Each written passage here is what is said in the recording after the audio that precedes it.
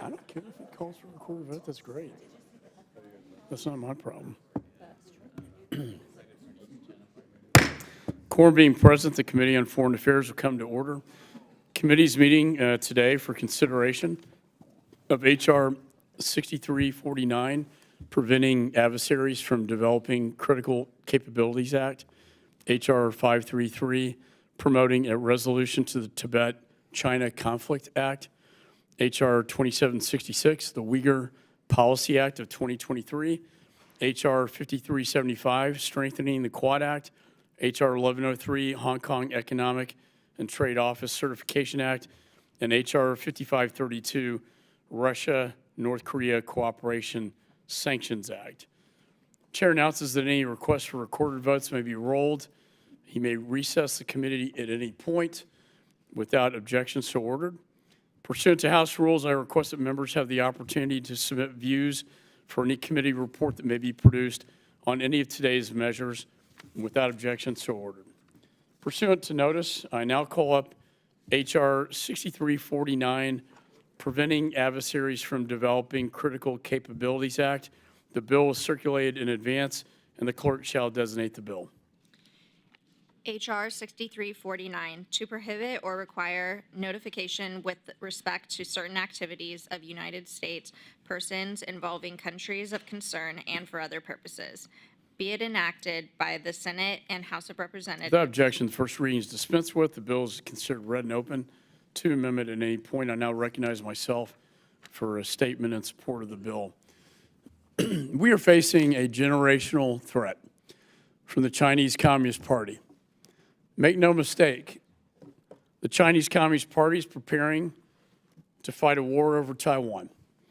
Its Navy is illegally claiming the South China Sea and ramming the shipping vessels of our allies. Its security services are using facial recognition, AI, and biometric data to suppress religious and ethnic minorities. I find it troubling that the United States does not currently restrict American investment dollars into sectors that support these activities. But we can. We can restrict China's access to technology through export controls. But we can't stop an investor from using their know-how, network, and money to build a CCP giant. And this needs to stop.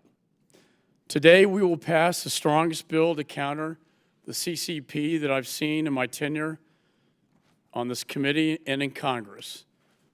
And I'd like to especially thank the ranking member, Mr. Meeks, for working with me and leading with me on this bill. We built quite a coalition together as one nation with one voice. In addition to our support, the leads on the Select Committee on China also back this bill. The administration obviously supports outbound investment restrictions, as reflected in the recent executive order that I was pleased to see after working with the Director Estevez of BIS and Secretary Raimondo. And so do many conservative groups, including Heritage, Hudson, and American Compass.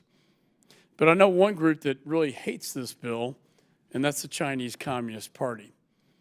And that's because this effort targets specific technology sectors like AI and quantum computing that are empowering China's military development and surveillance state.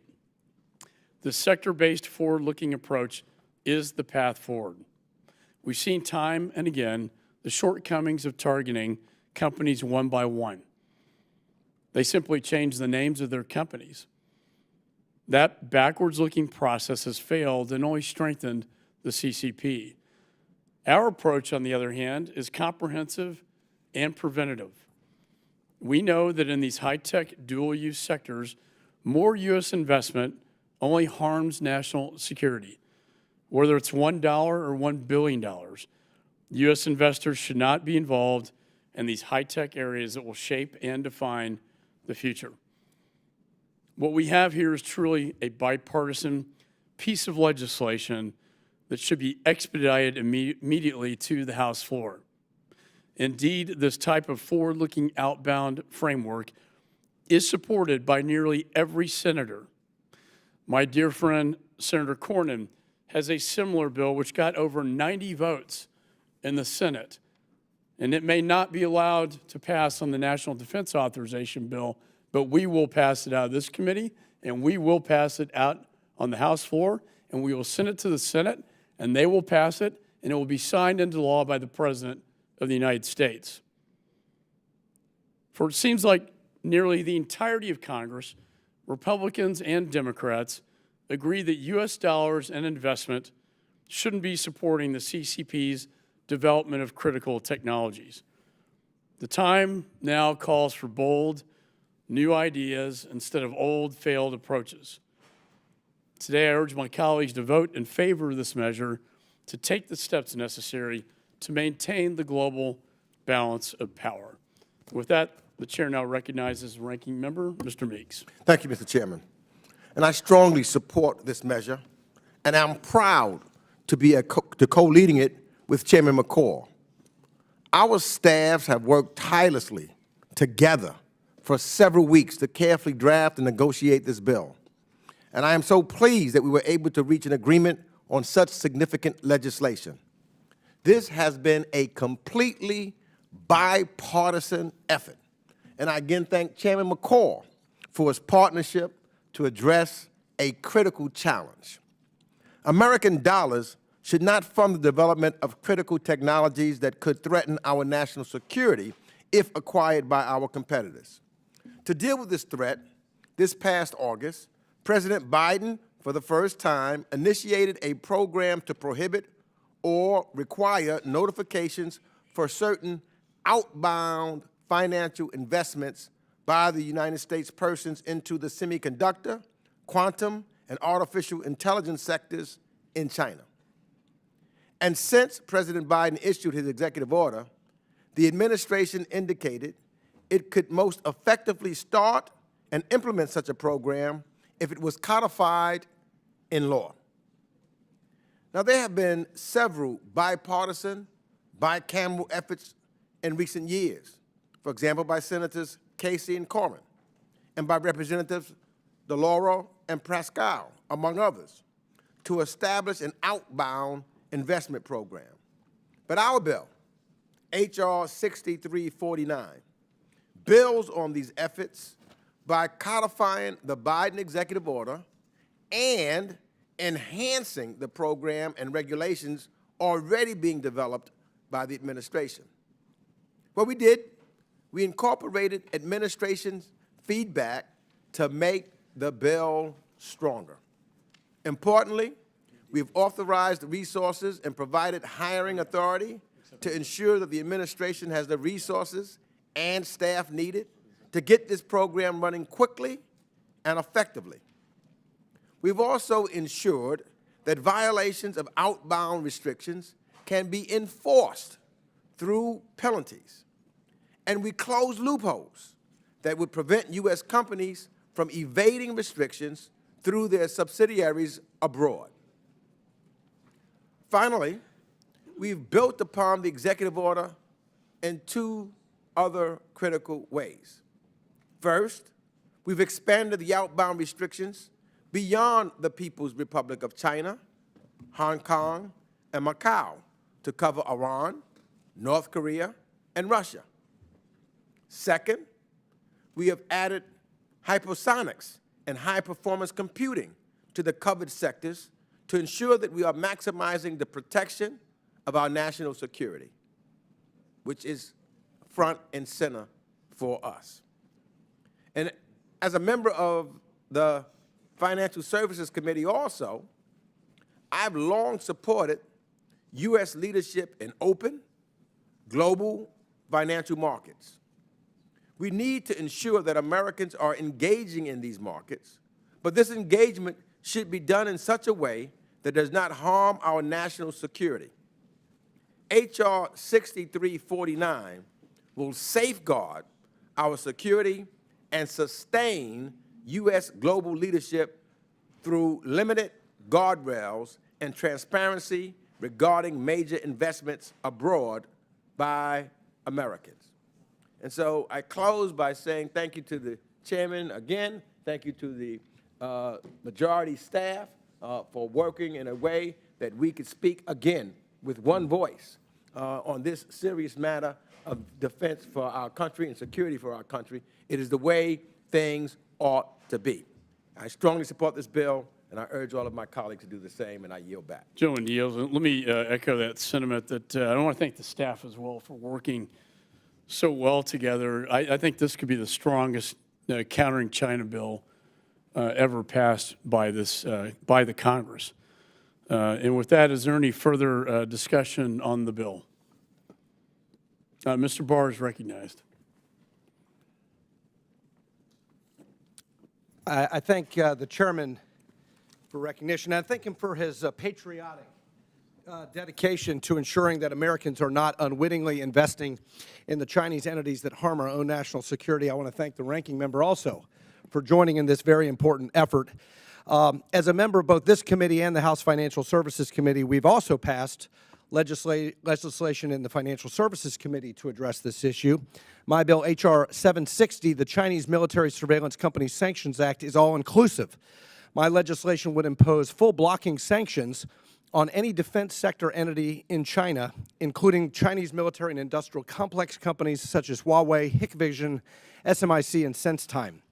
It also includes a comprehensive sanctions assessment for Chinese entities listed pursuant to Section 1260H of the FY 2021 NDAA, a report administered by the Secretary of Defense, as well as companies on the entity list and military end user entity list at the Department of Commerce. I stand behind my legislation's approach, which uses existing authorities and agencies via sanctions and OFAC instead of giving the administration broad authority to create new government bureaucracy. The bill before us today is well-intentioned. The bill before us has a good objective, the same objective that mine has. But it does give the president the ability to delegate the new prohibition authority to the head of any federal agency the president determines. And we've seen firsthand the Biden administration overextend their reach into business and the lives of Americans. And respectfully, this authority is not tailored enough. To address the issue of U.S. investments in China, it is a misconception that U.S. investors solely are fueling China's economic growth.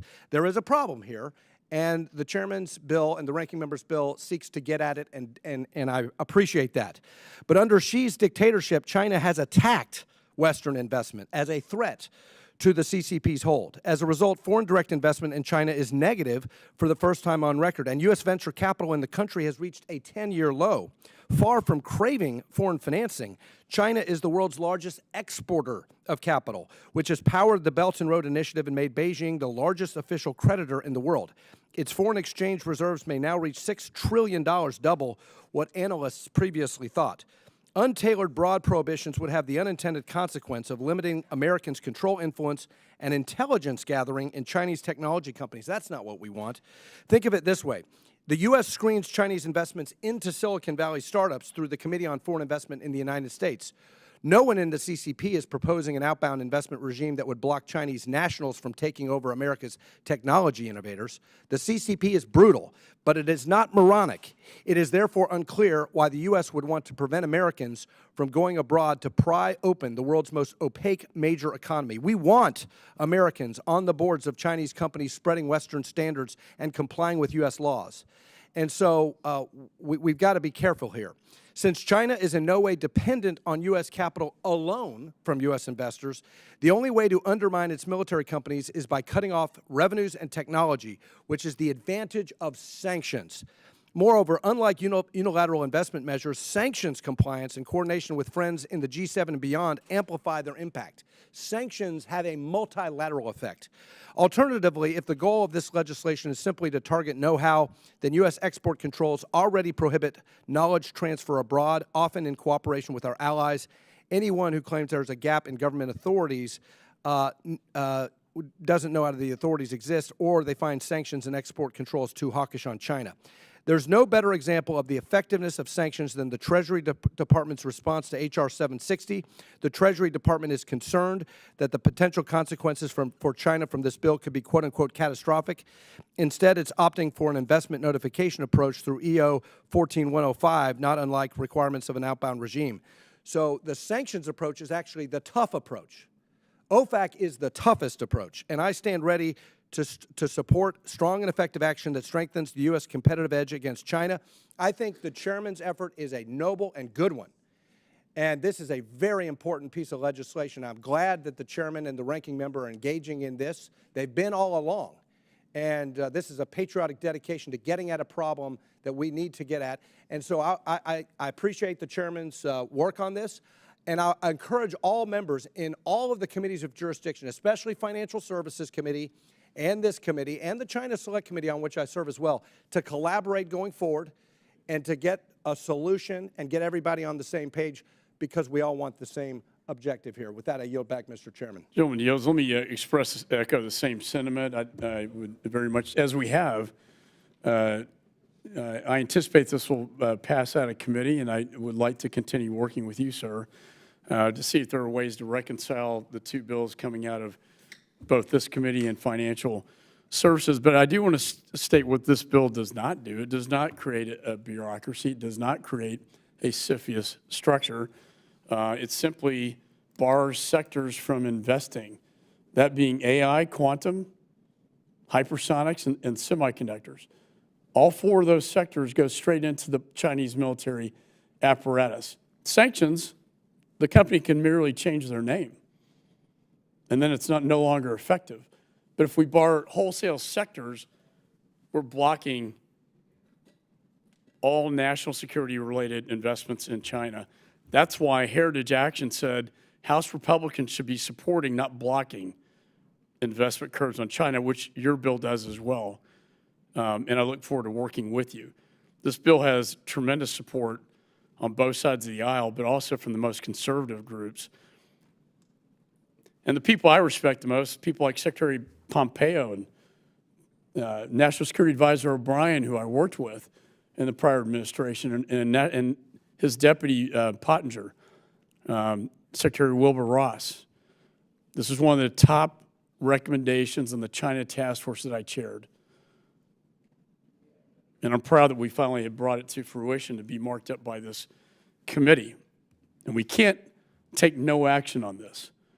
And while this may be pulled down on the NDAA, I don't know, we have a responsibility, not only as members of this committee, but as Americans, to protect the American people from investments that go straight into the Chinese military apparatus. And I thank you for your statement. You started out very perfectly that we both have the same goal.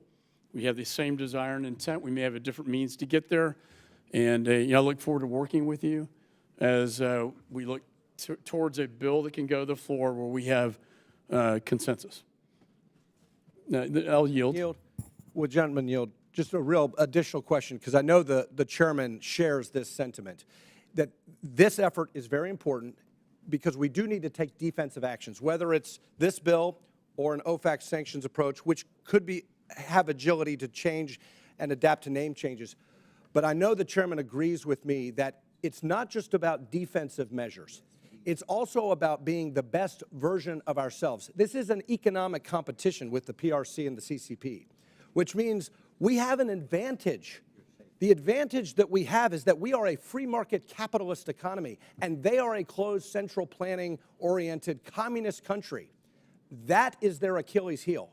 So let's be the best version of ourselves, and let's take advantage of the fact that they are the communists, and that is their weakness.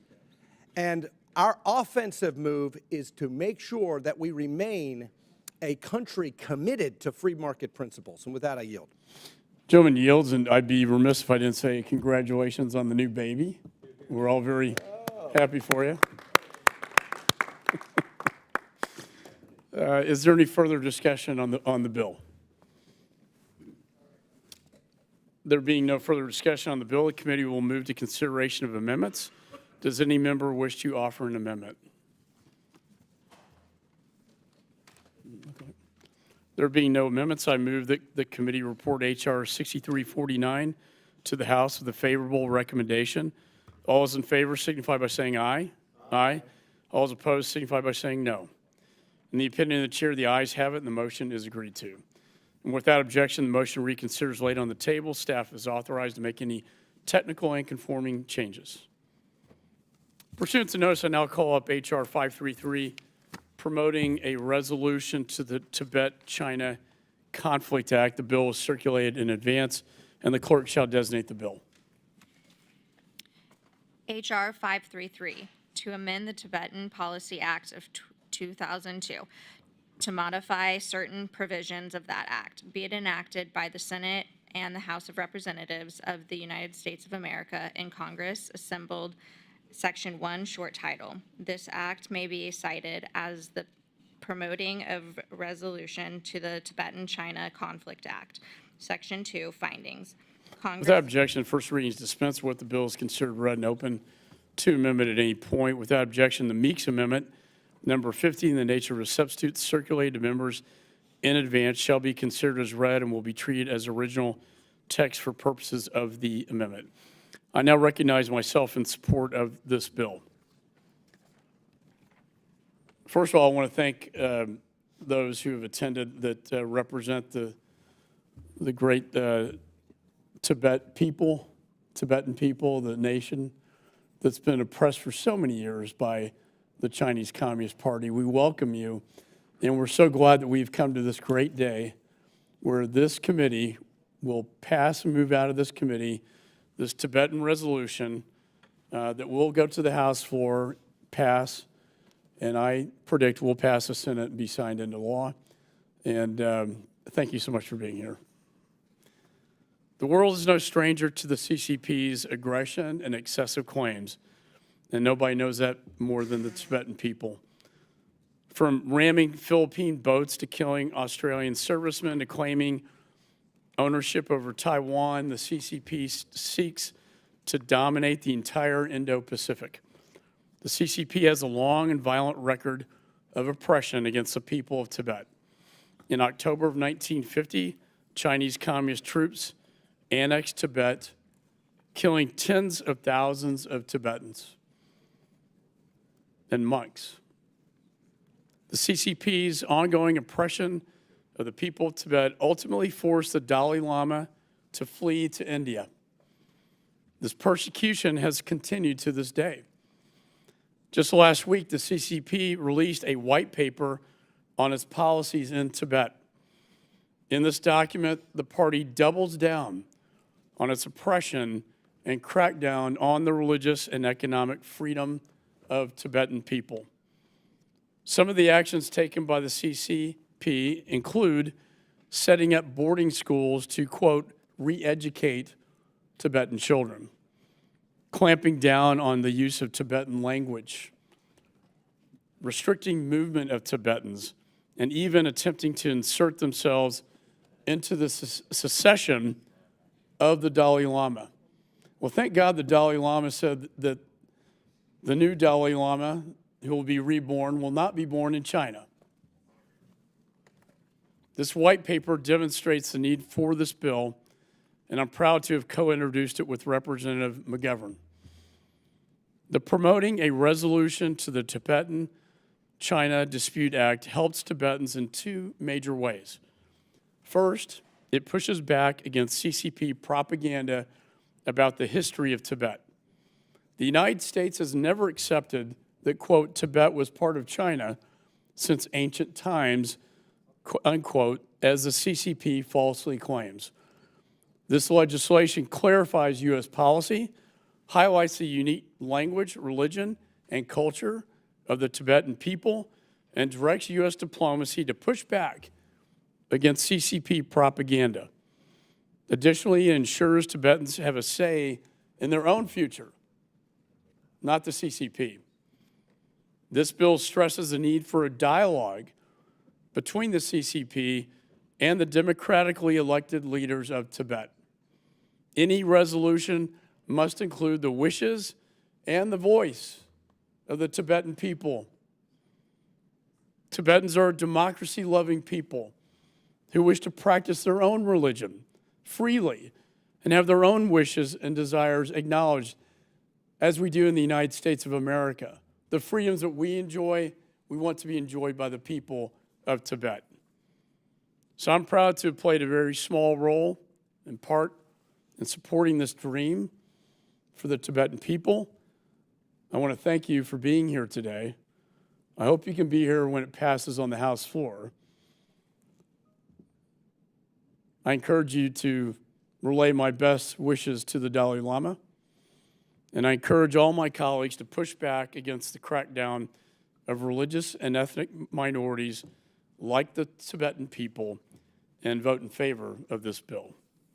And I also want to thank my good friend again, Mr. Meeks, for working with me to get to this point where we are today.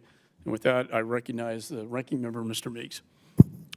Thank you, Mr. Chairman. And before I get started on my remarks, I just want to welcome a new member to our committee,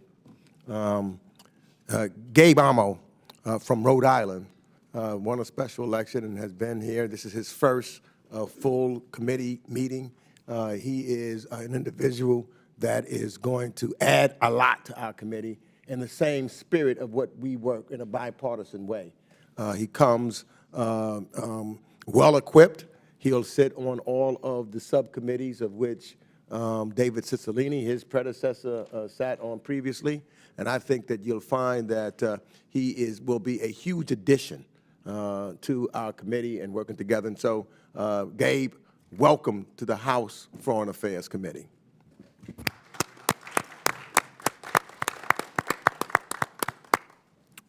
I want to also, as Chairman McCaul, welcome the Tibetan people for being here for this long-awaited bill to pass. And like the chairman have said, who's been working on this for a long time, along with Mr. McGovern, that we want to make sure that the message is clear when we talk about freeing people from oppression. And so welcome to the House Foreign Affairs Committee and welcome to the United States House of Representatives. Please send our greetings back to the Dalai Lama. You know, I support this bill that Representative Jim McGovern and Chairman McCaul has put forward because for far too long, Beijing has repressed the Tibetan people and shirked its commitments to work with the Dalai Lama and his representatives to resolve the Tibet question through dialogue. I am deeply concerned by the ongoing effort by Beijing to dilute the distinct religious, cultural, linguistic, and historical identity of the Tibetan people. For example, Beijing is shutting down local schools in Tibetan areas and replacing them with centralized Chinese boarding schools that separate children from their families and communities. Multiple UN special rapporteurs have raised concerns about this forced assimilation, warning that the residential school system appears to, and I quote, appears to act as a mandatory large-scale program intended to assimilate Tibetans into majority Han culture, contrary to international human rights standards, unquote. And while Beijing is engaged in these tactics to suppress Tibetan culture, it has propagated a disinformation campaign about Tibet and its history. And contrary to its commitments, the People's Republic of China has not engaged in a formal dialogue on the Tibet question with the Dalai Lama since 2010. H.R. 533 calls Beijing out on its campaign of repression and its neglect of the aspiration of the Tibetan people. It aims to raise awareness about the suppression of Tibetan identity, language, and culture, and counter the PRC's disinformation efforts aimed at undermining the Tibetan people's aspirations. It reinforces U.S. support for the Tibetan people and calls for a meaningful dialogue between the PRC and Tibetan representatives to reach a negotiated solution on the question of Tibet. Importantly, the bill also amends the Tibetan Policy Act of 2002 by strengthening U.S. public diplomacy efforts countering PRC's disinformation about Tibet. This is an important and very timely measure, and I want to thank Representative McGovern and Chairman McCaul for introducing it and for being a long-term champion of the Tibetan people. I also want to thank Speaker Emerita Nancy Pelosi for her support of this bill and for her long principled conviction to hold the PRC accountable for its human rights violations. So with that, Mr. Chairman, I urge all of my colleagues to join me in supporting this measure, and I yield back the balance of my time. Gentleman yields. Is there any further discussion on the bill? Mr. Perry's, oh, I'm sorry, Mr. Smith is recognized. Very much. Thank you, Mr. Chairman. I do rise in strong support of H.R. 533, I should say. And I want to thank Jim McGovern, who is a good friend, you, for sponsoring it, and Mr. Meeks for the amendment in nature of a substitute, and I'm very proud to be one of the co-sponsors of the bill. Tibetan people today face new and worsening challenges from the Chinese Communist Party and their repressive rule. Threats to Tibet's linguistic, religious, and cultural heritage has expanded exponentially in recent years, and now an estimated 80% of all children in the Tibet Autonomous Region are separated from their families and educated in a massive system of colonial boarding schools, a deeply troubling fact about the Chinese Communist Party's efforts to forcibly assimilate non-Han ethnic and religious groups. They are trying to change radically how those young children think about their lives and about their culture and about their faith. In recent years, Chinese police in Tibet have conducted mass DNA collection and iris scanning programs in wide swatches of Tibetan society, including in monasteries and primary schools, a sinister endeavor to harvest biometric data, and one which implicates an American company, Thermo Fisher Scientific. Amid these threats to Tibetans in Tibet, the Chinese Communist Party also seeks to extend its repressive reach abroad, targeting for surveillance and harassment the Tibetan diaspora communities in the United States, India, and in Nepal. The Chinese Communist Party has long engaged in crimes against humanity in Tibet and against Tibetans. I have chaired multiple hearings with my good friend McGovern and on my subcommittee and also on the China Commission. We held one last March, and the title was Preserving Tibet, Combating Cultural Erasure, Forced Assimilation, and Transnational Repression, which featured the Sikyong, the head of the Tibetan government in exile, as well as Richard Gere. And let me tell you, there is no one more passionate and articulate in anywhere in the world than Richard Gere for many, many, many years. Countering disinformation and addressing intimidation of Tibetans, transnational repression, thankfully, is a priority of this committee, and I thank you for that, Mr. Chairman. This bill authorizes the State Department to take actions to counter Chinese Communist propaganda directed against Tibet, including about Tibet's history and institutions. And for that reason alone, it should be supported. But during a month when the Atheist Communist Party claims that the Dalai Lama cannot recognize a successor without their approval, this bill is timely and sends the right message that this Congress stands with the Tibetan people and their struggle for freedom and fundamental human rights. And again, I want to thank those who are here today on behalf of the community for their leadership as well. I yield back. Is there any further discussion on the bill? Mr. Colley is recognized. Thank you, Mr. Chairman. I just want to join in thanking the authors of this bill for bringing it forward. I led the first congressional staff del to Tibet in 1986, and we could witness and did the systematic destruction of Tibetan culture, even though we were under the watchful eyes of handlers from Beijing. Monks at monasteries would come up to us once they knew we weren't Russian and would tell us about the suppression, about the torture, about imprisonment, about the destruction of cultural treasures in Tibet, all designed to impose the Han culture on Tibet. There was also and has been a systematic attempt by the Chinese to repopulate Tibet so that it loses its Tibetan heritage, culture, and distinct identity. A few years ago, I had the privilege of meeting with the Dalai Lama in Dharamsala, and to see the conditions the Tibetan leadership is sort of forced to live with in exile because the Han forcibly moved them out. Tibet is a distinct culture. It has a distinct identity. I hope someday they'll be able to achieve that distinction with their own independence and autonomy. But I think this bill is an important statement by the Congress, and I'm so pleased to want to vote for it. So thank you, Mr. Chairman, and thank you to my colleagues for bringing it forward. I yield back. Gentleman yields. I thank you as well. Is there any further discussion on the bill? Mr. Perry is recognized.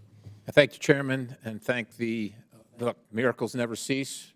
Me and Chairman McGovern on the same side of an issue. It's awesome when that bipartisanship can happen, as the former chairman of this committee also knows. I would say this: I am supportive of this bill, and I appreciate the constant pressure against the Communist Party of China. But I would also say that I would like to see it be much stronger. I think that we ought to open an embassy in Lhasa. I think we ought to recognize the government, the legitimate Tibetan government in exile, and let the Chinese Communist Party know where America truly stands, and that we do not accept what they're doing in Tibet and to the Tibetan people. And not only do we not accept it, we're willing to do something about it. The tough rhetoric is nice, and it is helpful, but it is not enough. And so I hope this is just the beginning and not nearly the end of what we do in regard to supporting the people of Tibet and being opposed to the oppression and the dictatorial measures of the Communist Party of China. And with that, I yield the balance, Mr. Chairman. Gentleman yields. Any further discussion on the bill? Yeah. The gentleman's recognized from South Carolina. Thank you, Mr. Chairman. And Chairman Mike McCaul and Ranking Member Greg Meeks, thank you for bringing this important bipartisan measures that are coming up today before the Foreign Affairs Committee. And I want to especially welcome Congressman Gabe Aimo of Rhode Island with his Liberian heritage. I'm grateful with with Ranking Member Greg Meeks. We all share a South Carolina heritage. All of the legislation before the committee today covers important policy that has a direct impact on American citizens. I'm grateful to be a co-sponsor with Chairman Jim McGovern and Chairman Mike McCaul for promoting a resolution on the Tibet-China Conflict Act. This bill pushes for a conversation and resolution to the decades-long illegal occupation of Tibet by the Chinese Communist Party. The Chinese Communist Party dictatorship oppresses the people of China. I personally appreciate the people of China as my father, First Lieutenant Hugh Wilson, served in the 14th Air Force Flying Tigers, the U.S. Army Air Corps, in World War II, to liberate the people of China as he served in Xi'an, Chengdu, and Kunming. The Dalai Lama has pushed for peace since the 1950 illegal invasion of the sovereign nation of Tibet by dictator Mao Zedong. China proved their intent for not only territorial annexation, but for the greater genocide of Tibetans with the kidnapping of the Panchen Lama at 6 years old, just 3 days after being named to the role in 1995. China has continued their cultural genocide, announcing Tibet does not exist and pushing for the false name of Xinjiang. I agree very much with my colleague, Congressman Scott Perry, that this should be the beginning of passage of legislation to stand up for the people of Tibet and stand against the Chinese Communist Party genocide in Tibet. This is, again, just as false of what the Chinese Communist Party is doing today, that Tibet does not exist, as we hear that the 24 million people of Taiwan don't exist either. We should be working together as we face the threats of the dictatorial Chinese Communist Party. I yield back. Gentleman yields. Any further discussion on the bill? There being no further discussion, the committee will move to consideration of amendments. Does any member wish to offer an amendment? There being no amendments, I move the committee report H.R. 533 as amended to the House with a favorable recommendation. All those in favor signify by saying aye. Aye. All those opposed signify by saying no. In the opinion of the chair, the ayes have it, and the motion is agreed to. Without objection, the motion reconsiders laid on the table. Staff is authorized to make any technical and conforming changes. Pursuant to notice, I now call up H.R. 2766, the Uyghur Policy Act of 2023. The bill is circulated in advance. The clerk shall designate the bill. HR 2766, to support the human rights of Uyghur and members of the minority groups residing primarily in the Xinjiang Uyghur Autonomous. Without objection, first reading is dispensed with. The bill is considered read and open to amendment at any point. Without objection, the Kim Amendment, number 47, in the nature of a substitute, circulated to members in advance, shall be considered as read and will be treated as original text for purposes of amendment. Is there any discussion on the bill? I recognize the author, Ms. Kim. I'm sorry. I recognize the ranking member, Mr. Meeks. Thank you. Mr. Chairman, thank you. I strongly support this bill, and I'm a proud co-sponsor with Ms. Kim, and thank her for her work on this. Congress cannot be silent, and we must act when faced with terrible human rights atrocities around the world. We must come together in a bipartisan fashion to support the Uyghurs and other religious and ethnic minority communities suffering in Xinjiang. As chairman of this committee in the 117th Congress, I was proud to hold a hearing featuring Uyghur survivor, and I can say her heartbreaking testimony stays with me until this very day. And I was proud to work with Chairman McCaul to introduce and pass on the House floor a resolution condemning the PRC's genocide in Xinjiang. And I was also proud to pass the Uyghur Forced Labor Prevention Act, which President Biden signed into law. We must build on that work in this Congress. So again, want to thank Representative Young Kim and Ami Bera for their leadership on this bill. Beijing's atrocities must be taken seriously, and we should do everything we can to address its horrible policies. Given the genocide taking place, H.R. 2766 calls for the creation of a special coordinator for Uyghur issues to promote, protect, and preserve the distinct ethnic, cultural, religious, and linguistic identities of the Uyghurs and other minority groups in Xinjiang.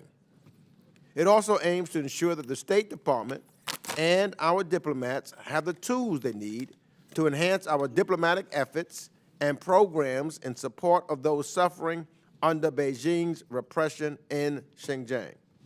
So, as I conclude, Mr. Chairman, I support this measure and urge all of my colleagues to do the same. And I yield back the balance of my time. The gentleman yields. Any further discussion on the bill? Ms. Kim is recognized.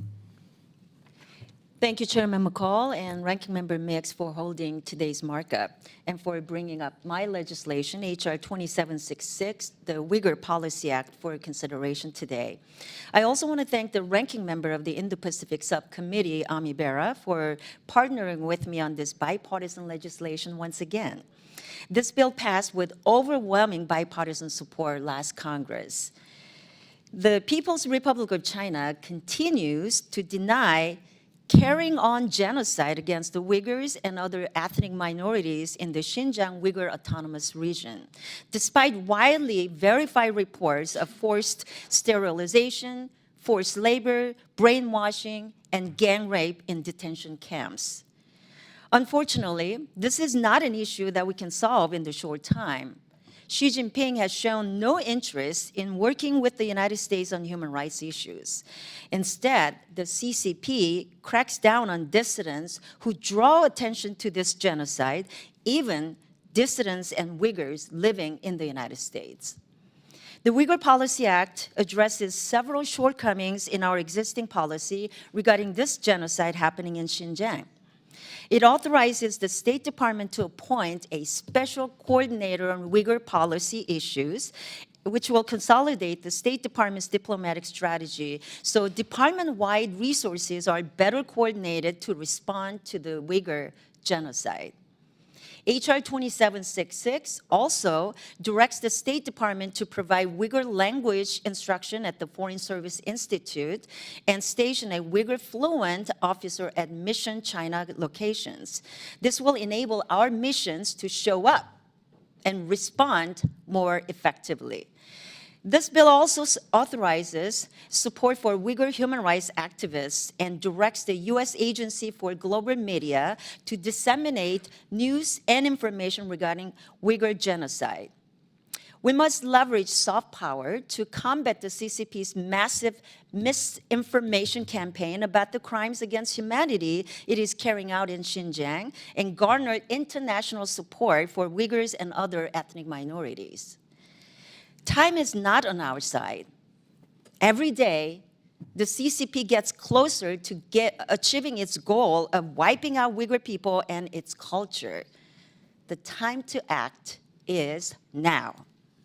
So I want to thank the more than 100 co-sponsors of this bill on both sides of the aisle and the many advocacy organizations that helped to raise awareness about this legislation.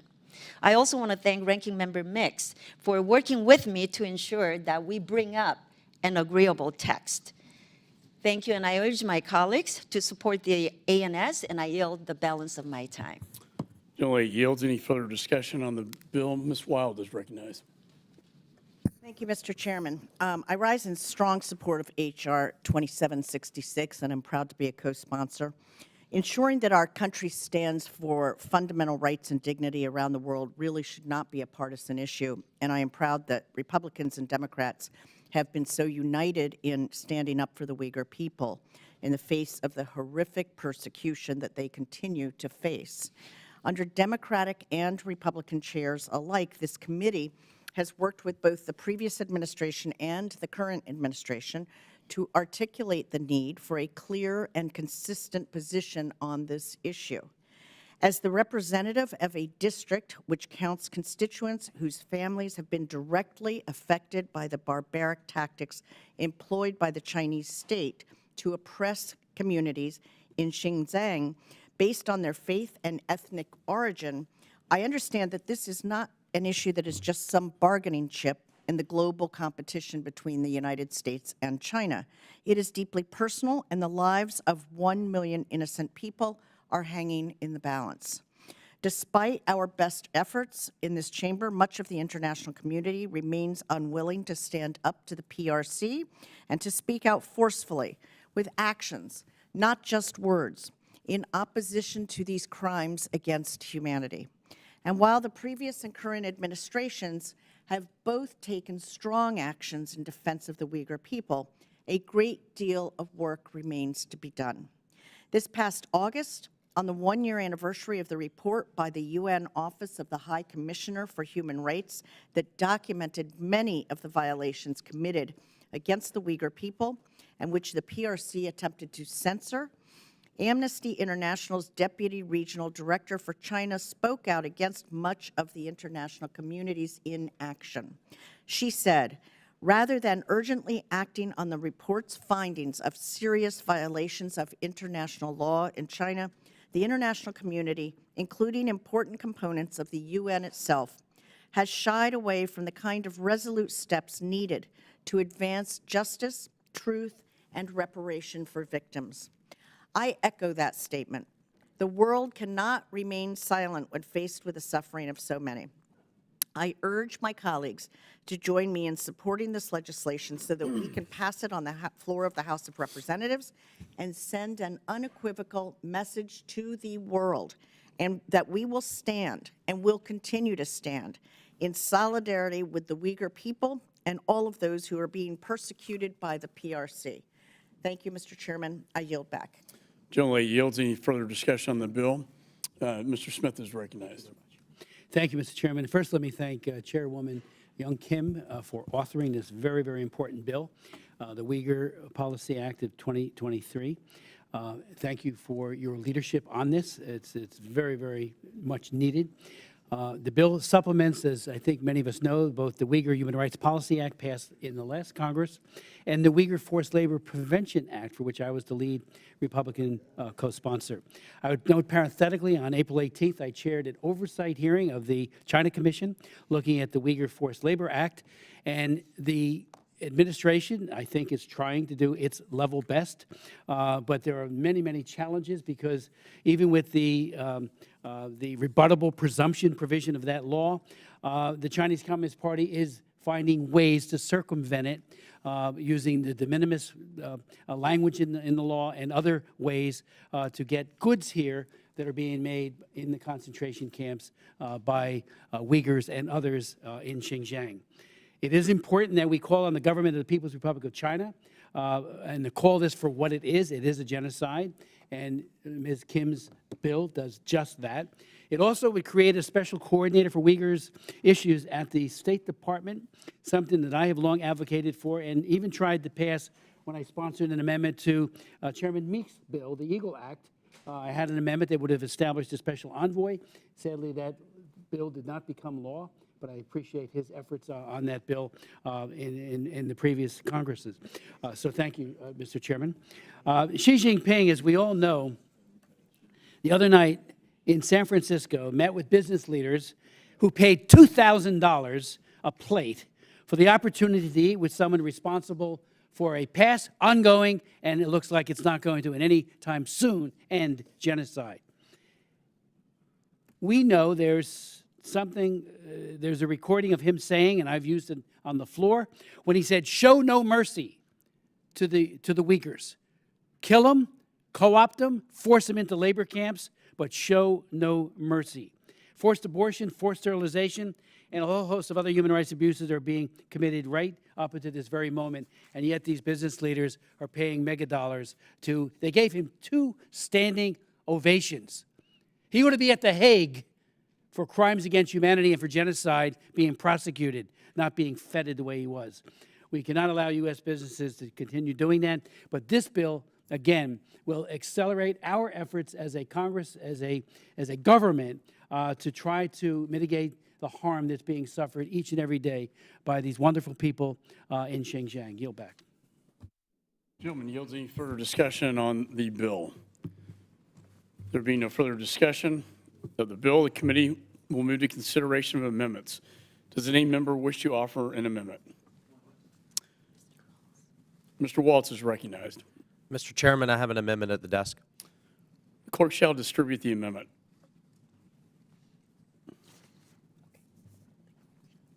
Clerk shall report the amendment.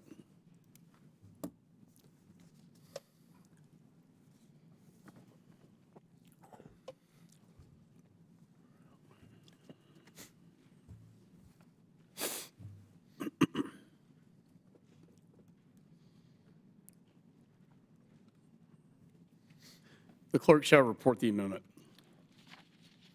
Amendment to the amendment in the nature of a substitute to H.R. 2766, offered by Mr. Waltz of Florida.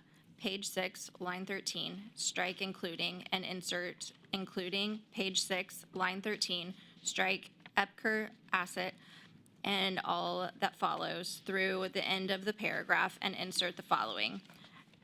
Ekper asset, who participated in the Department of State's International Visitors Leadership Program in 2016, was incarcerated after returning to XR and is now serving a 15-year prison sentence on charges of inciting ethnic hatred and ethnic discrimination. Without objection, for the reading, the amendments dispensed with. The gentleman is recognized for 5 minutes on his amendment. Thank you, Chairman McCaul, for the opportunity to speak on my amendment.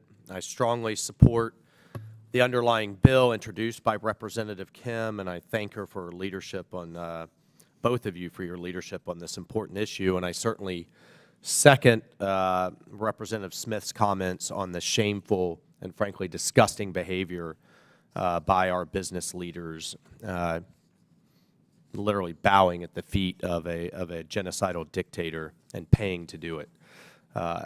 As a country that values human rights, it is our collective responsibility to ensure the Chinese Communist Party is held accountable for the human rights atrocities.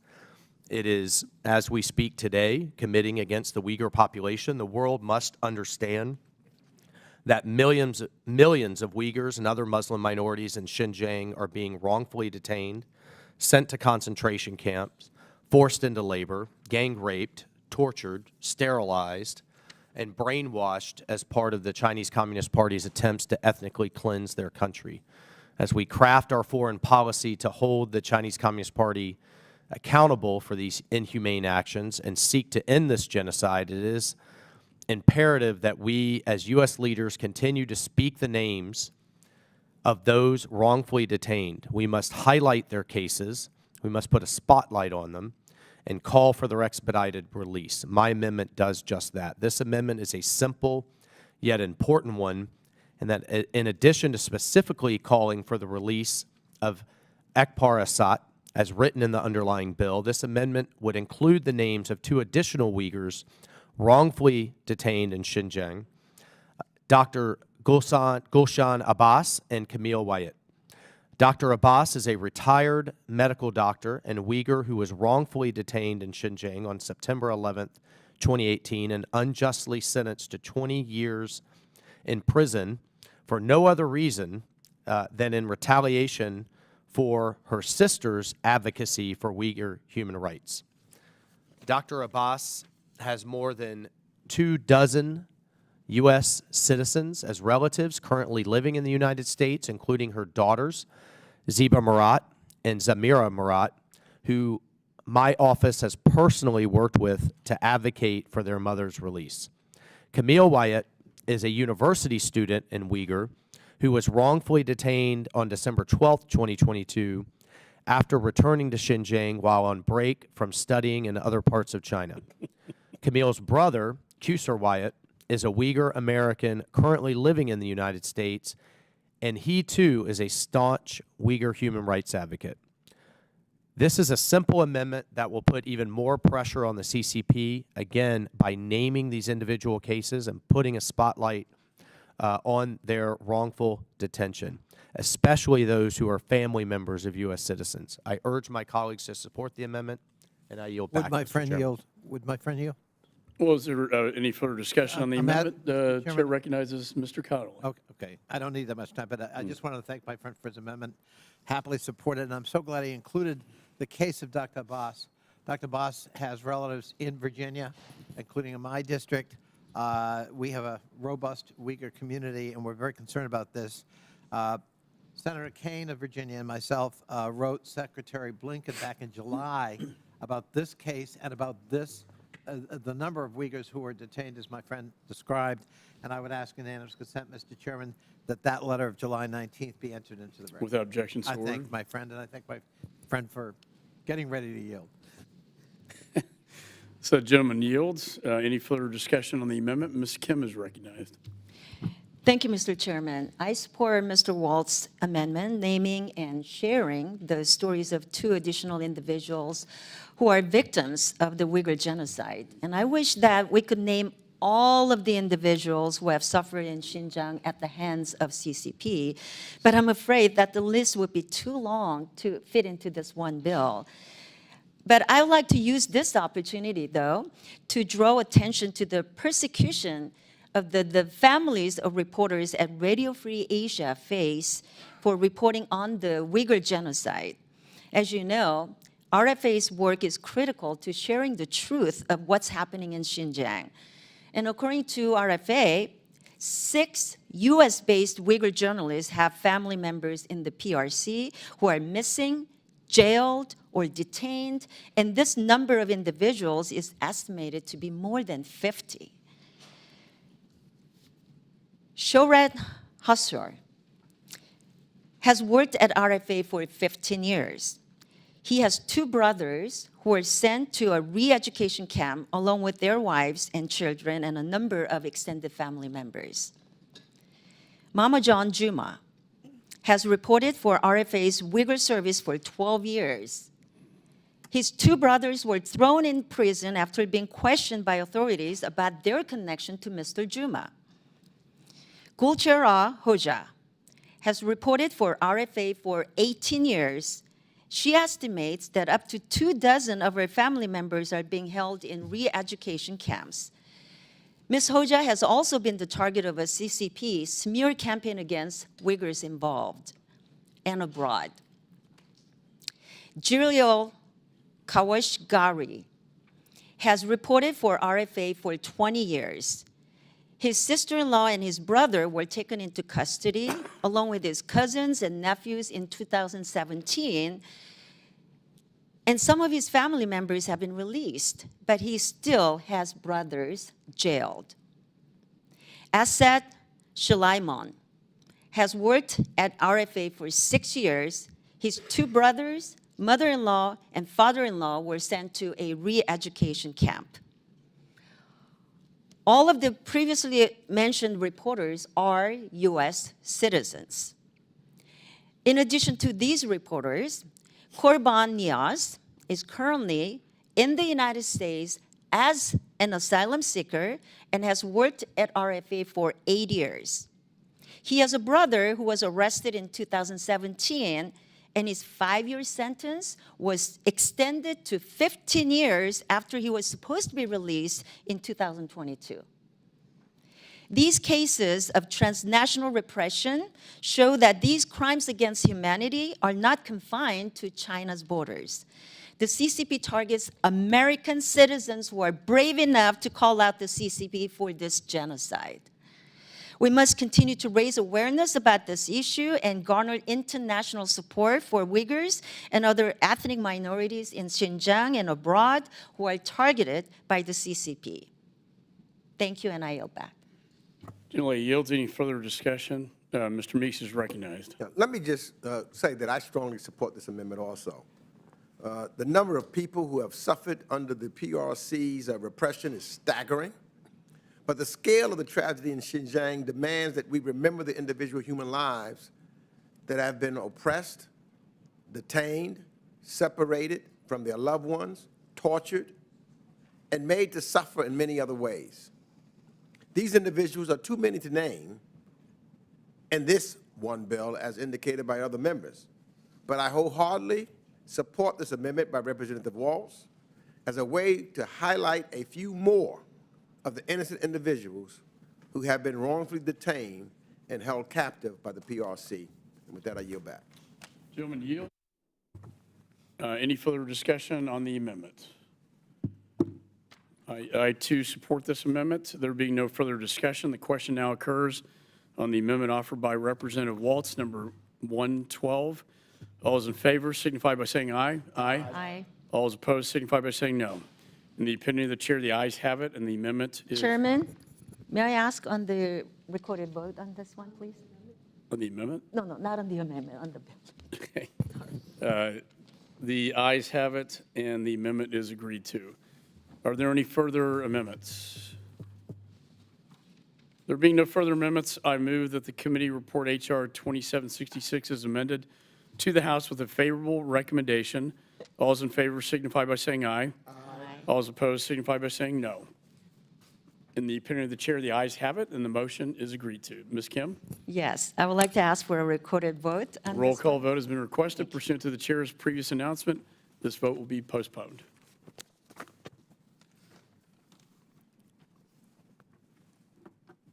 Pursuant to notice, I now call up H.R. 5375, strengthening the Quad Act.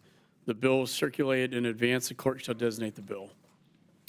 H.R. 5375, to require a strategy for bolstering engagement and cooperation between the United States, Australia, India, and Japan to seek to establish a Quad Intra-Parliamentary Working Group. Without objection, first reading is dispensed with. The bill is considered read and open to amendment at any point. Without objection, the Meeks Amendment number 51 in the nature of a substitute circulated to members in advance shall be considered as read and will be treated as original text for purposes of amendment. Is there any discussion on the bill? Ranking member, Mr. Meeks is recognized. Thank you, Mr. Chairman. Thank you for your work and working to collectively on this also. As I strongly support H.R. 5375, the Strengthening the Quad Act. You know, I've always said that we are stronger when we lead with diplomacy and work with our partners and our allies.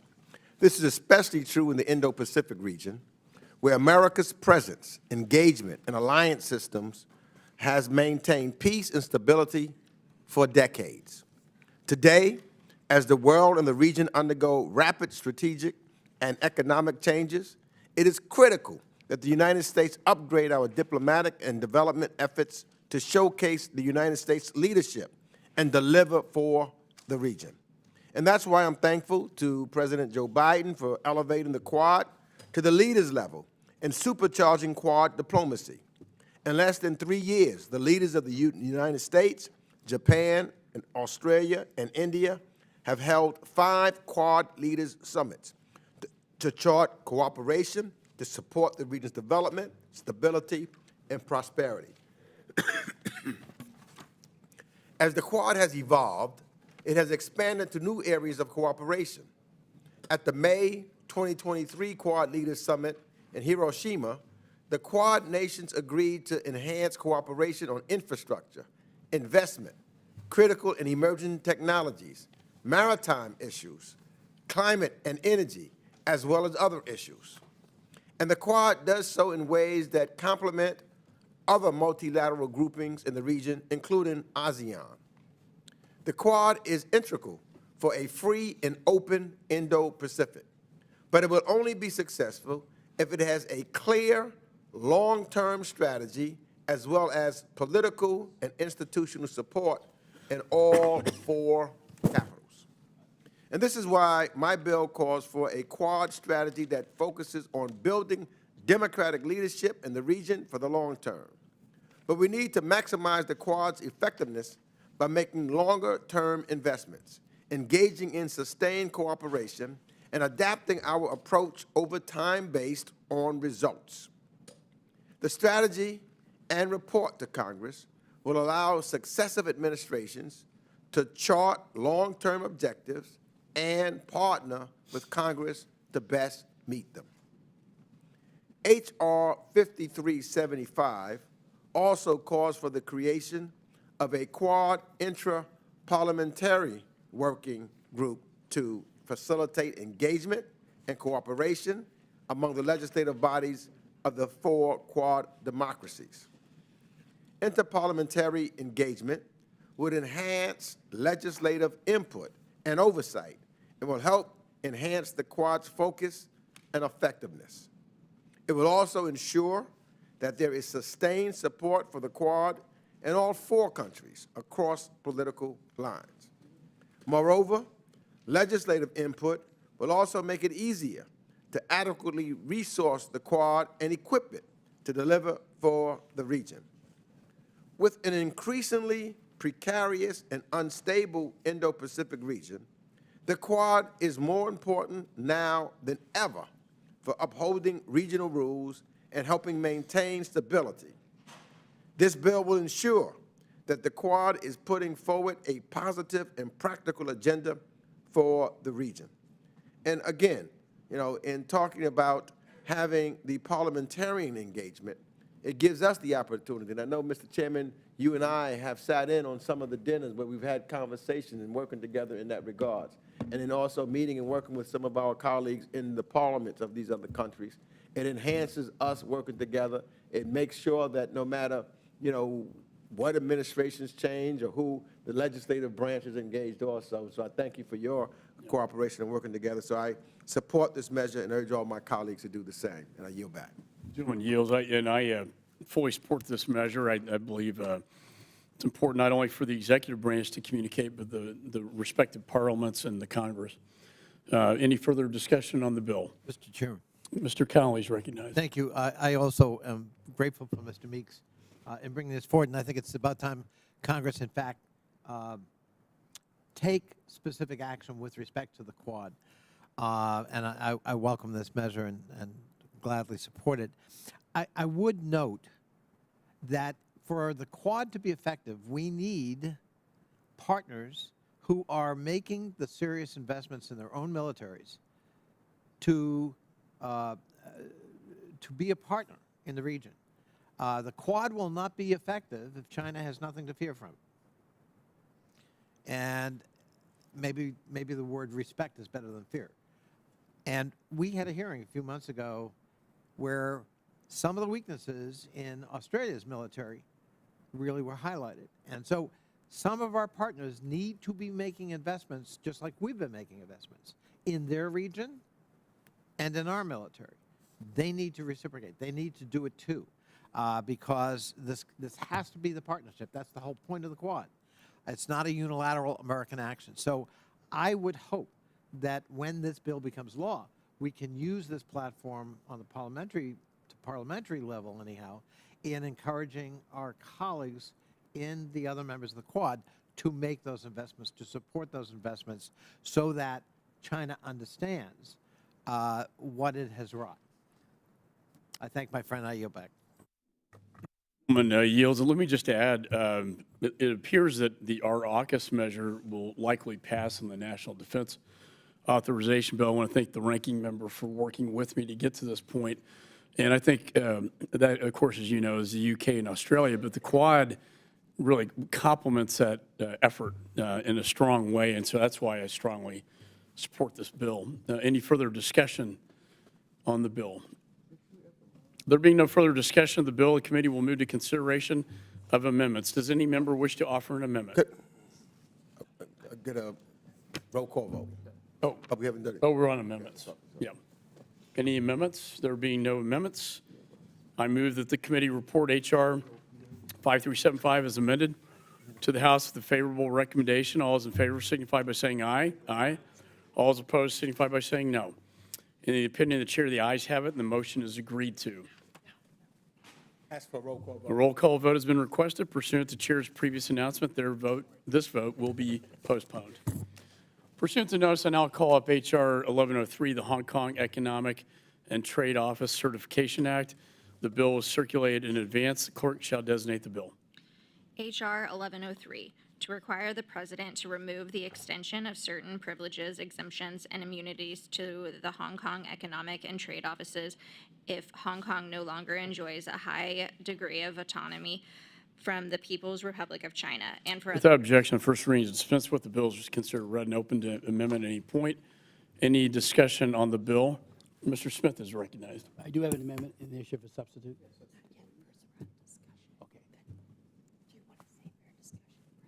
Okay, I'll speak to it now. Yeah. Thank you very much, Mr. Chairman. We like it. I do want to thank you for including the bill in today's markup and for your strong support for it, as well as for Ranking Member Meeks. Hong Kong today is not the Hong Kong many of us knew, respected, and supported. We cherish the people, but it is the government that has become the severe oppressor of the people.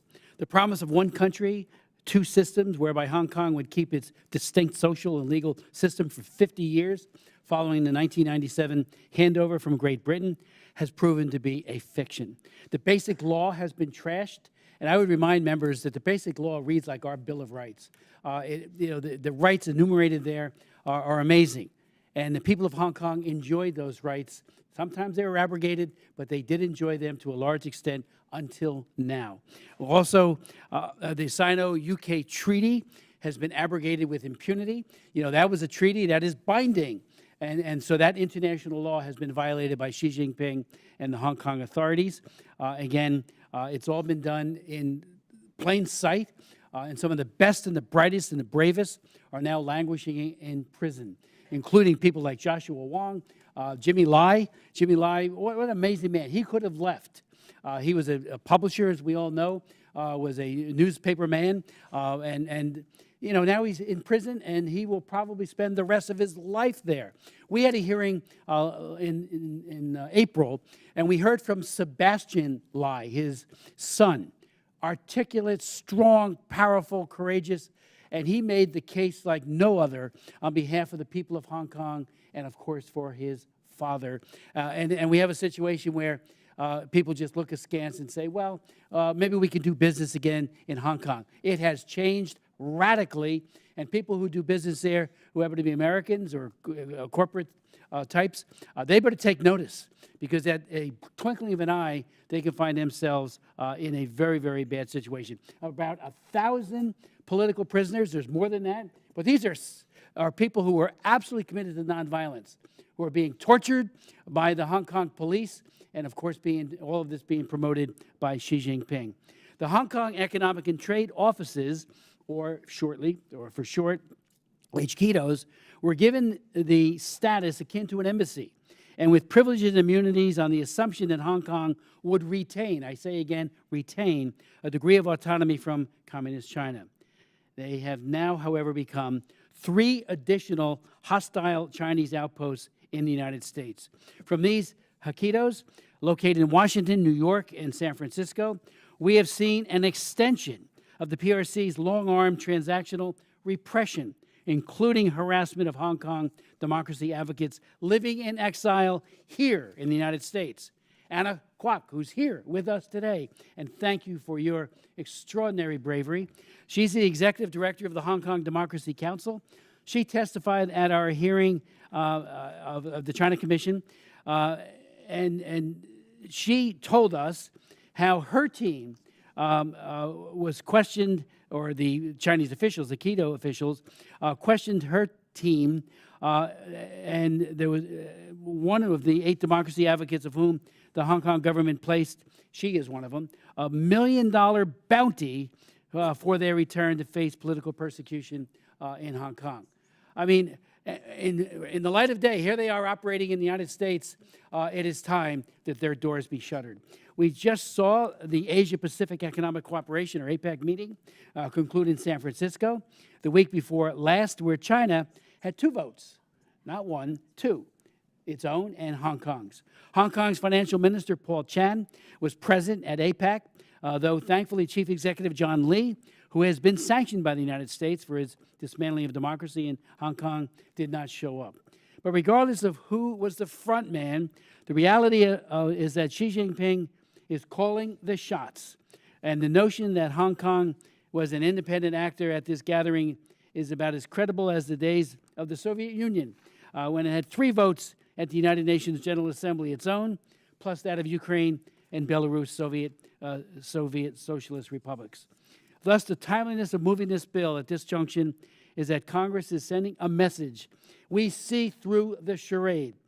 The bill will authorize the president to end the privileges and immunities of Quitos now enjoy and force them to either fold or reconstitute themselves as an NGO, thereby taking away the diplomatic shield they now hide behind when they are harassing Hong Kong democracy activists living in the U.S. It would further prevent the U.S. government entities from contracting with Quitos, putting a stop to debacles such as the one that took place in September of last year, whereby the Smithsonian Institute hosted a gala called Classy, Sassy, Jazzy Hong Kong Night, effectively enabling Quito propaganda to employ, aimed at showing the world that business had returned to normal in Hong Kong, when in reality, press freedom and democracy advocates, like I said, Jimmy Lai and Joshua Wong, were languishing in prison. Finally, the bill would update and restate our policy vis-a-vis Hong Kong. I would like to thank the committee staff, both Democrat and Republican, in particular Anna Kowalski, Chris White, who worked on this ANS with us, and let me just remind members, this is not only a bipartisan bill. Jim McGovern's the chief co-sponsor of it. It's also bicameral. Senator Merkley and others have also joined on the Senate side. So it's an effort that's totally bipartisan, bicameral. And again, I want to thank Scott Flipsy, Andy Wong, Pierre Tozzi, who's right behind me, who's our general counsel and chief of staff for the China Commission. This is an idea whose time has come, and let's empower the president to be able to do this. I yield back. Gentleman yields. Let me thank you, Mr. Smith, for bringing this bill forward. I was astounded to learn that these offices were still in existence in the United States, and they're really a propaganda piece for the CCP. So thank you for calling this excellent bill to our attention. Any further discussion on the bill? Mr. Connolly is recognized. Mr. Chairman, just briefly, I absolutely join in the sentiments expressed by my friend from New Jersey, and I thank him for bringing the bill forward. I mean, Hong Kong was one of the most vibrant, exciting, successful places on the planet. It merged cultures. It fostered entrepreneurship. It was an entrepot for the whole of Asia, and a beautiful place to see physically. And it took the Chinese Communist Party to squelch all that, to suppress it, to turn back the clock, and in doing so, abrogating and violating a treaty it agreed to in 1997 with the handover.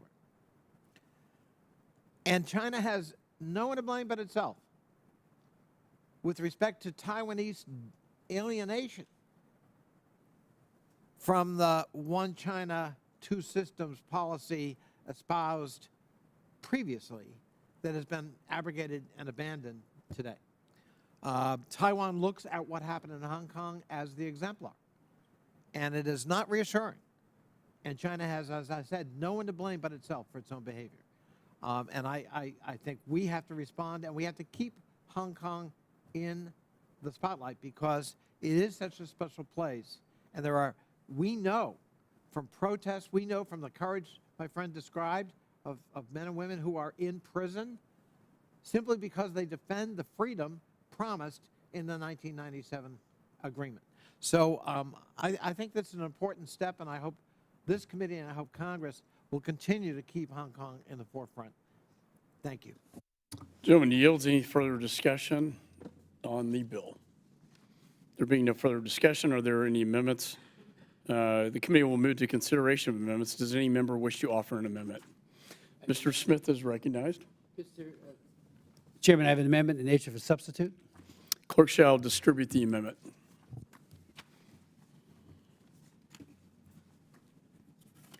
And would just say to my colleagues, I want to thank both the Democrat and the Republican side. We worked very cooperatively on this, and I think there's no remaining issues whatsoever. So this amendment, I think, should hopefully garner the support of everyone. I would ask that, Mr. Chairman, a letter signed by 30 Hong Kong human rights and democracy organizations in support of this bill be made a part of the record. Without objection, so ordered. I yield back. And the clerk shall report the amendment. Amendment in the nature of a substitute to H.R. 1103, offered by Mr. Smith of New Jersey. Strike all after the enacting clause and insert the following. Section 1, short title. This act may be cited. Without objection, further reading of the amendments dispense with. The gentleman from New Jersey is recognized for 5 minutes.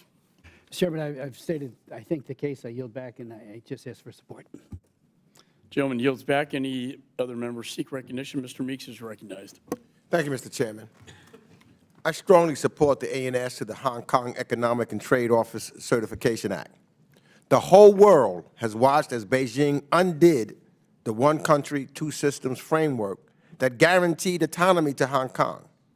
In doing so, Beijing failed to live up to its commitments under the Sino-British Joint Declaration and to the people of Hong Kong.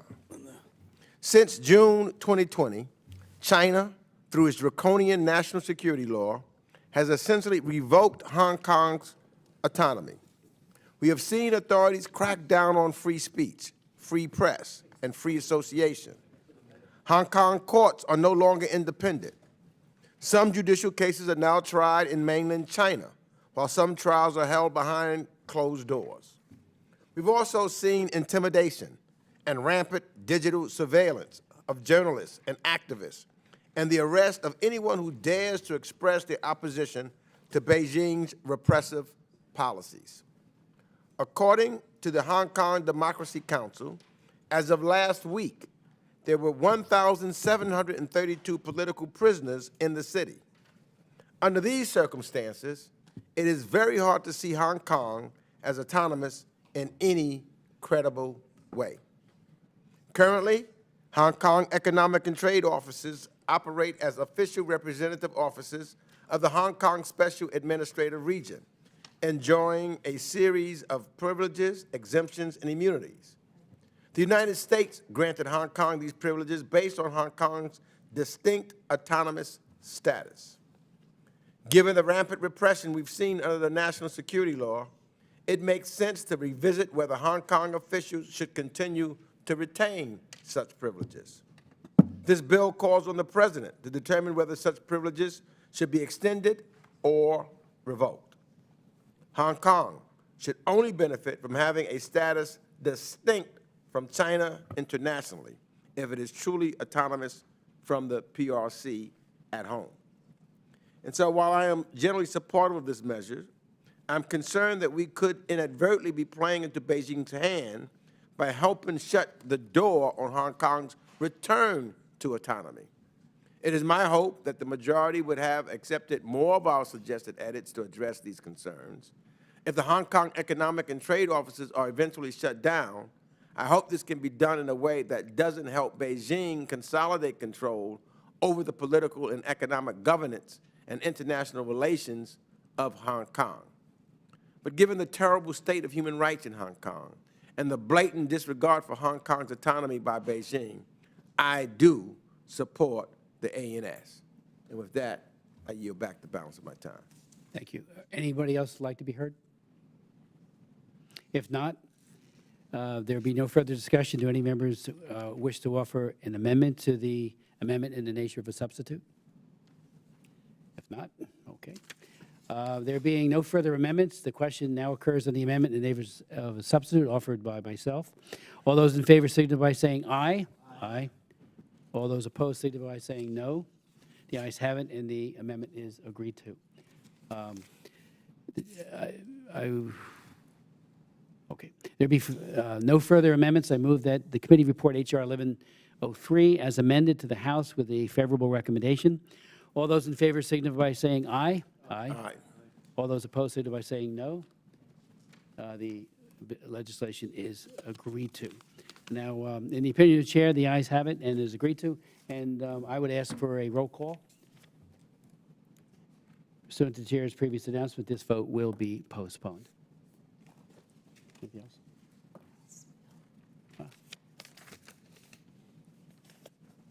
Pursuant to notice, I now call up H.R.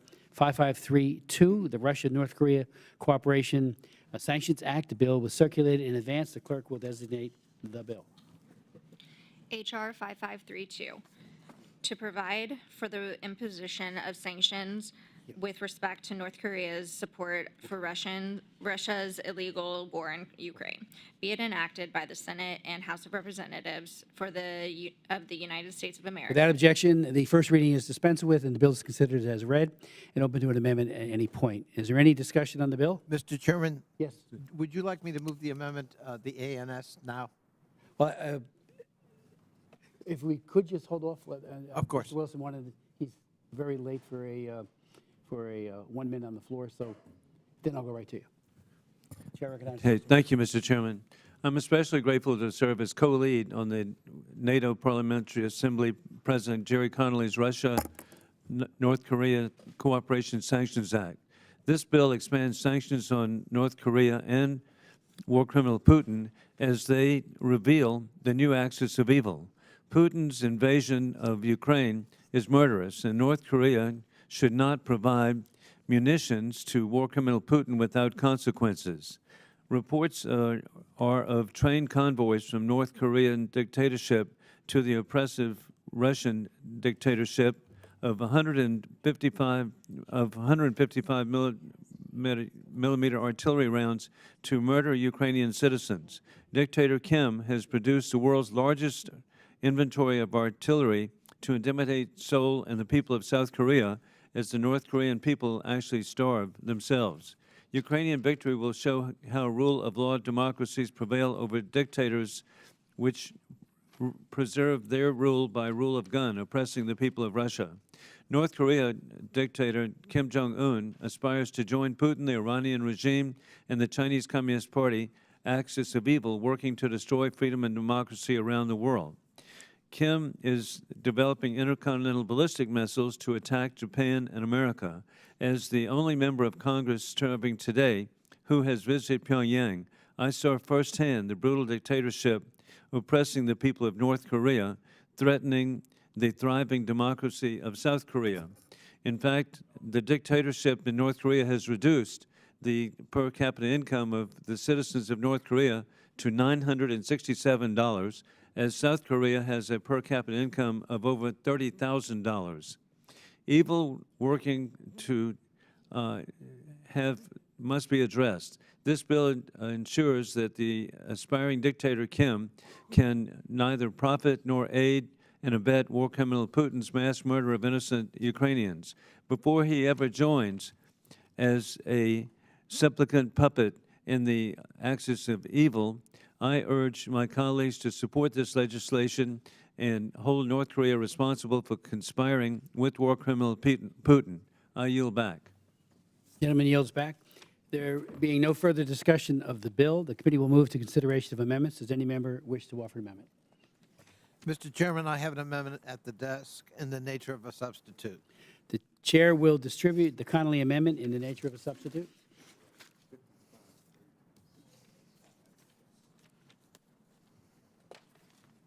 Mr. Chairman, while we're waiting for distribution, I just want to clarify, this amendment in the nature of substitute will ensure that assistance Russia provides North Korea for its space, nuclear, or ballistic missiles programs is included in the sanctions covered by this bill. Great, thank you. The clerk will report the amendment. Amendment in the nature of a substitute to H.R. 5532, offered by Mr. Connolly of Virginia. Strike all after the enacting clause and insert the following. Section 1, short title. This act may be cited as the Russia-North Korea Cooperation Sanctions Act. Section 2. Without objection, further reading of the amendment is dispensed with. Gentleman is recognized for 5 minutes on behalf of his amendment. Thank you, Mr. Chairman. And I want to thank Chairman McCaul and Ranking Member Meeks for bringing forward this important legislation. And I want to thank my friend Joe Wilson for his friendship and cooperation and collaboration on this bill. On September 13th, Kim Jong-un traveled to meet with Vladimir Putin in the far eastern Russian region of Amur. As Kim and Putin lauded each other with accolades of comrade, they reportedly discussed the war in Ukraine and possible Russian technical assistance for launching a North Korean spy satellite. Kim Jong-un's support during the summit of totalitarian autocrats was unvarnished. Raising a glass, Kim remarked, quote, "The Russian army and people will certainly win a great victory in the sacred struggle for the punishment of a great evil that claims hegemony and feeds an expansionist delusion. This delusion, shared by the two delusional, repressive, depraved authoritarians, aims to punish Ukraine for the sin of simply seeking to be a free people. That cannot be a sin here, nor in Ukraine, nor anywhere else in the world. Some pundits and far-right politicians have disingenuously argued that the conflict in Ukraine is just a simple territorial dispute from which the United States must abstain. That's wrong. The stakes are truly about the future of democratic values, ways of life that infuse the human spirit with freedom, versus the alternative, the absolute suppression of those same freedoms. Just months after the summit, reports confirmed our suspicions about that meeting. North Korea delivered more than 1,000 containers of military equipment and munitions to resupply Russia. It estimated that North Korea sent up to 1 million rounds of ammunition and shells to Russia to rain down on Ukrainian people. South Korea's military has publicly confirmed that the DPRK has also likely supplied several types of missiles to Russia for its use against the Iranian people. While unsurprising that Kim Jong-un would find common cause with a fellow sociopath in Vladimir Putin, the United States must immediately create real costs for this unseemly material support.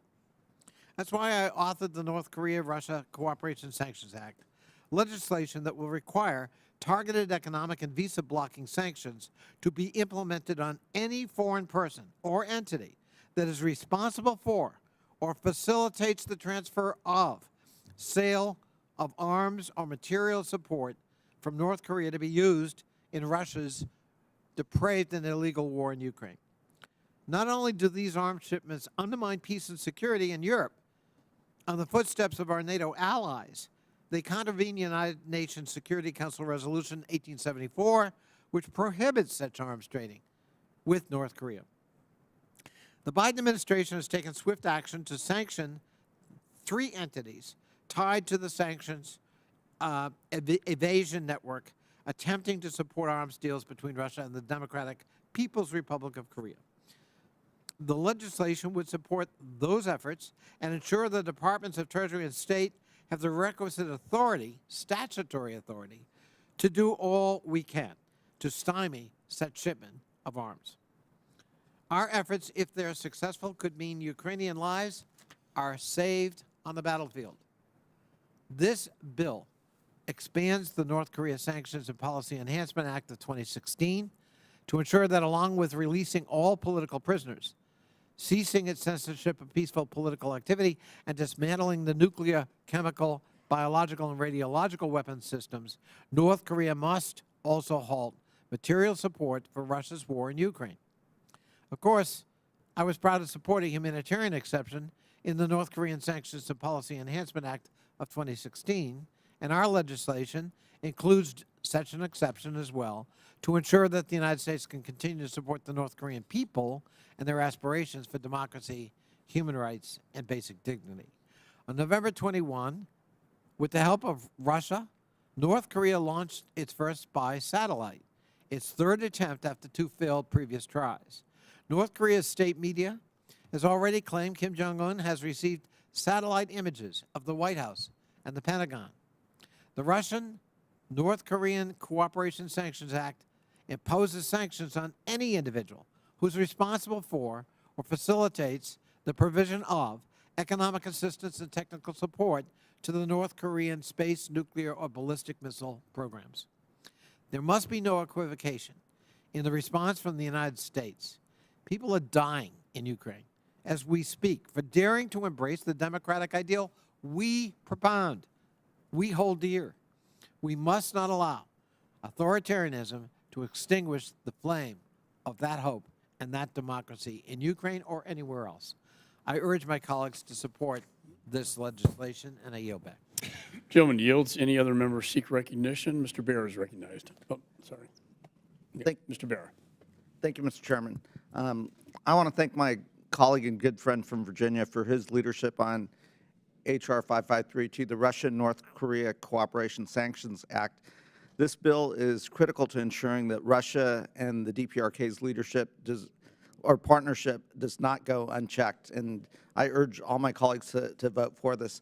I'd also like to briefly speak on 2 bills that were brought up earlier. H.R. 5375, the Strengthening the Quad Act. I want to thank the ranking member, Mr. Meeks, for his leadership on this incredibly important bill. When we think about our Indo-Pacific strategy, when we think about maritime security, freedom of navigation, and the rule of law, strengthening the Quad will empower the Secretary of State to develop a Quad strategy, really to build a leadership in the Indo-Pacific on the shared interests and challenges that we have. And again, I want to thank the ranking member, Mr. Meeks, for his leadership on that bill. I also would like to thank the chairwoman on the Indo-Pacific Subcommittee, Chairwoman Kim, for her leadership on H.R. 2766, the Uyghur Policy Act of 2023. This is an incredibly important legislation to make sure we uphold our values, to make sure we have a special coordinator for Uyghur issues within the State Department, and understand the importance of continuing to keep this issue on the front plate. I also want to thank the ranking member, Mr. Meeks, and Chairman McCaul for their support of this important bill, which I was proud to be a co-lead on. So with that, I yield back. Gentleman yields. Is there any further discussion? Mr. Meeks is recognized. Thank you, Mr. Chairman. I support this bipartisan bill and ANS and thank Representative Connolly for his leadership on this issue and his continued work to support the people of Ukraine against Russia's brutal war. Russia's renewed invasion has caused reverberations across the world, affecting the world's energy and grain markets and making crystal clear the Kremlin's intentions. In response, the United States has led through its revitalized alliances and partnerships to impose severe costs on Russia and strengthen those relationships with friends of freedom and democracy. And as a result, and thanks to Ukrainian resilience and bravery, the Russia war machine has been degraded.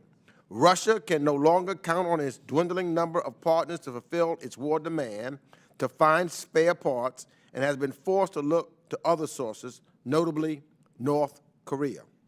This timely bill seeks to close that spigot as well. Importantly, it requires the administration to impose sanctions on any foreign person or institution supporting the concealing military pathway from North Korea to Russia's war in Ukraine. And as the war evolves, so should our economic strategy to help Ukraine win. Knowing that Russia is scrambling to find parts and other sources of military material, this is an important bipartisan step in that direction. And finally, I look forward to the ability to vote for the next Ukraine supplemental that is so desperately needed. They are about out of resources now. So I hope that happens very, very soon. Our partners and allies are watching. The Ukrainians who have showed us all that freedom and democracy is worth protecting will continue to fight, but are watching. And finally, the Kremlin and others that doubt American leadership are also watching. So we must act, and we must act now. It is urgent. The urgency is now. And with that, I yield back the balance of my time. Gentleman yields any further discussion. Let me say I agree 100% with the ranking member's comments. And when I got the reports that Mr. Putin was going to North Korea hat in hand to beg him for weapons because he's running out, and yet we cannot make that decision in the Congress to fully arm and fund and back Ukraine, a democracy against Putin's aggression, in light of his embracement of Hamas in the Kremlin. What more evidence do we need? You know, it's Russia, China, Iran, North Korea, all together in this against the free world in the West. It's very simple to me. What's at stake here? I think the free world is at stake, and the United States needs to lead. You know, I don't know about the two of you, but Reagan, you know, I grew up as a Reaganite, and what would Reagan do? The guy who defeated the Soviet Union, would he stand down? And if we abandon our NATO allies, what then? What message does that send to our enemies? It only emboldens and empowers our enemies, and as Mr. Putin has said, within 1 week, he will take over Ukraine. And then what? Then he advances his aggression. And then they see the United States as withdrawing from our commitments, our responsibilities, and that we're weak as a superpower. We're no longer leading the free world, but shrinking from that very responsibility that many of our great presidents have stood for, you know, both on the Democrat and Republican side. I remember John F. Kennedy talking about this, to President Reagan. There should be no partisanship to this issue. It should be American. And I really thank the gentleman for bringing this measure forward. And with that, is there any further discussion? Mr. Chairman, if you just yield for 1 second. I yield. I can't thank you enough, and Mr. Meeks enough, for the sentiments you've expressed. I had the privilege of joining you and Mr. Meeks when he was chairman a few days after the invasion. And we saw collectively the human cost. Absolutely. There were 22,000 people across that border that day we were there, and there were 6 such border crossings. And we saw women, when an airplane went over, crouch because they thought it was going to bomb them. That's the trauma they had just been through. And that was the beginning of this war. And the chairman it couldn't be more correct. Ronald Reagan must be turning over in his grave when he hears some of his fellow colleagues who express misgivings or doubts or downright opposition to America standing tall with a country that's a former Soviet satellite seeking to join the West in the democratic freedoms we espouse. And so I thank the chairman for his leadership, particularly on his side of the aisle. He's been forthright, he's been consistent, and we had the privilege of being there at the very beginning and understanding, I think, that you've got to translate policy into human terms. And there are real human beings paying a terrible price. And we cannot be sidelined in that enterprise. We just cannot. So I thank my friend. Thank the gentleman. I also recall this man saying, how can one man do this? And that echoed with me. And, you know, at the end of the day, we're on the right side of history. No question. And Poland, I remember the Poles saying, this reminds me of 1939 all over again. And the parallels to my father's war, World War II, are absolutely there. And if we fail to act now, we will see that aggression take place as my father's generation saw. So thank you for those kind words. And is there any further discussion? There being no further discussion, do any members wish to offer an amendment to the Connolly Amendment in the nature of a substitute? There being no further amendments, the question now occurs on the amendment in the nature of a substitute offered by Mr. Connolly. All those in favor signify by saying aye. Aye. All those opposed signify by saying no. In the opinion of the chair, the ayes have it, and the amendment is agreed to. I move that the committee report H.R. 5532 is amended to the House with a favorable recommendation. All those in favor signify by saying aye. Aye. All those opposed signify by saying no. In the opinion of the chair, Mr. the Chairman. ayes have it. The motion is agreed to. Gentleman from Mr. Virginia Chairman, is recognized. On that, I would also ask for a recorded vote. Roll call vote has been requested thank the pursuant chair. to the chair's previous announcement. This vote will be postponed. This committee will stand in recess. We will reconvene following votes on the House floor at approximately 2 p.m.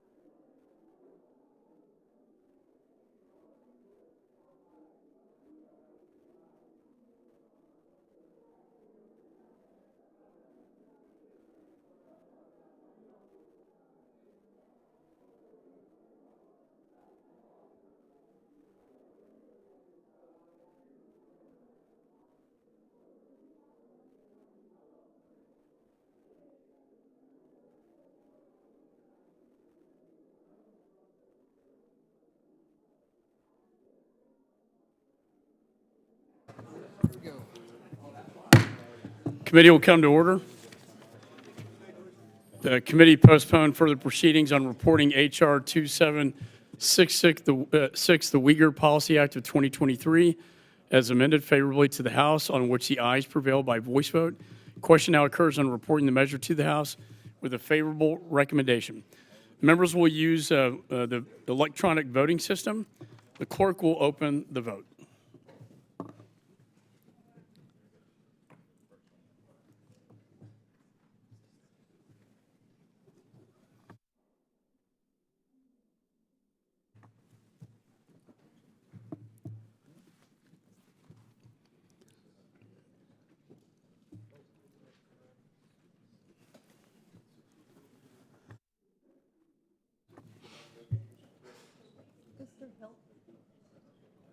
French.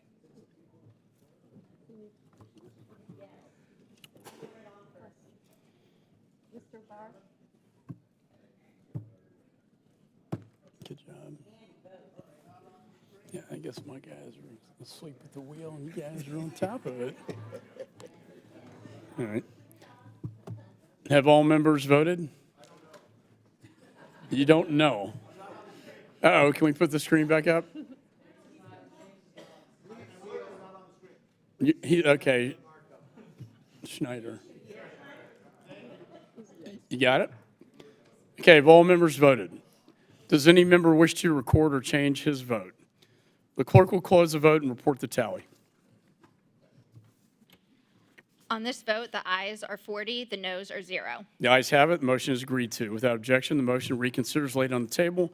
Staff is authorized to make any technical and conforming changes. Committee postponed further proceedings on reporting H.R. 5375, the Strengthening the Quad Act, as amended favorably to the House, on which the ayes prevailed by voice vote. Question now occurs on reporting the measure to the House with a favorable recommendation. Members will vote using the electronic voting system. Clerk will open the vote.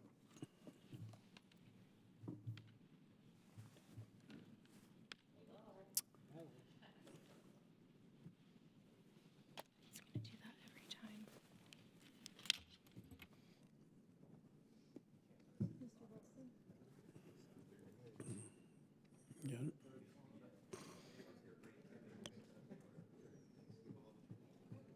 Okay. Have all members voted? Does any member wish to record or change his vote or her vote? The clerk will close the vote and report the tally. You should say their vote.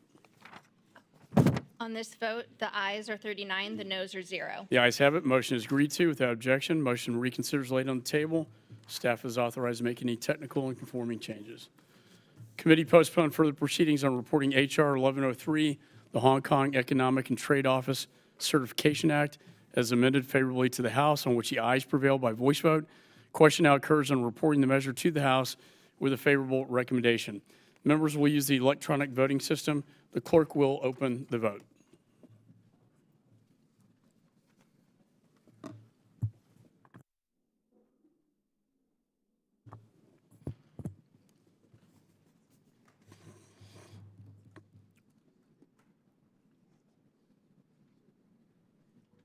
Have all members voted? Does any member wish to record or change his or her vote? Clerk will close the vote and report the tally. On this vote, the ayes are 39, the noes are 0. Ayes have it. Motion is agreed to without objection. Motion reconsiders laid on the table. Staff is authorized to make any technical and conforming changes. Committee postponed further proceedings on reporting H.R. 5532, the Russia-North Korea Cooperation Sanctions Act, as amended favorably to the House, on which the ayes prevailed by voice vote. Question now occurs on reporting the measure to the House with a favorable recommendation. Members will use the electronic voting system. The clerk will open the vote.